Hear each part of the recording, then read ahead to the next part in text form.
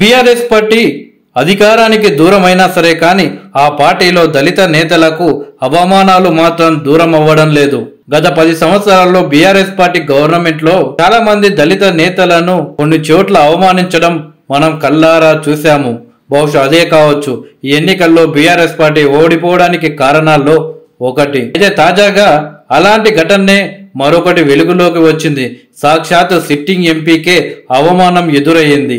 ఉమ్మడి పాలమూరు జిల్లాలో బీఆర్ఎస్ పార్టీకి సిట్టింగ్ ఎంపీ బిగ్ షాక్ ఇవ్వబోతున్నట్టు తెలుస్తుంది. BRS party Nagarkurnool sitting MP అయిన రాములు, ఆయన కుమారుడు కల్వకుర్తి జెడ్పీటీసీ భరత్ పార్టీ మారే ఆలోచనలో ఉన్నట్టు తెలుస్తుంది. తన కుమారుడు భరత్ కు జెడ్పీ చైర్మన్ గా అవకాశం కల్పించాలని పలుమార్లు విజ్ఞప్తి చేసినా కానీ బీఆర్ఎస్ పార్టీ పట్టించుకోకపోవడంతో ఇప్పటికే పార్టీపై ఆయన అసంతృప్తిగా ఉన్నారు.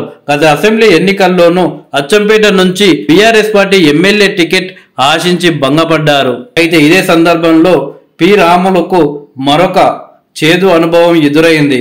నార్కర్నూలు అసెంబ్లీ నియోజకవర్గ కేంద్రాలలో పార్లమెంటు ఎన్నికల సమావేశాలు జరుగుతున్నాయి. ముఖ్య అతిథిగా బీఆర్ఎస్ పార్టీ వర్కింగ్ ప్రెసిడెంట్ అయిన కేటీఆర్ హాజరవుతున్నారు. అయితే దీనికి సిట్టింగ్ ఎంపీ అయిన రాములకు ఆహ్వానం అందలేదు. కేటీఆర్ ఆదేశం మేరకు ఆయన పిఏ నాగర్ కర్నూలులో జరిగే సమావేశానికి హాజరు కావాలి అని ఫోన్ చేసి చెప్పినా తనకు ఆహ్వానం లేనిది సమావేశానికి రాలేను అని ఎంపీ రాములు సున్నితంగా తిరస్కరించినట్లు సమాచారం. వరుసగా జరుగుతున్న అవమానాలతో పార్టీలో ఉండడం కంటే పార్టీ మారడమే సమంజసమైన నిర్ణయానికి రాములు వచ్చినట్లు తెలుస్తుంది.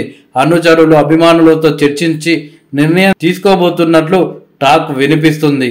ఇలా మొత్తానికి బీఆర్ఎస్ పార్టీలో అనేక అవమానాలు ఎదురైనా కానీ కేసీఆర్ పై గౌరవంతో ఇన్నాళ్ళు బీఆర్ఎస్ పార్టీలో కొనసాగుతూ వచ్చారు రాములు. తెలుగుదేశం పార్టీలో ఒక వెలుగు వెలిగిన నేత పి రాములు.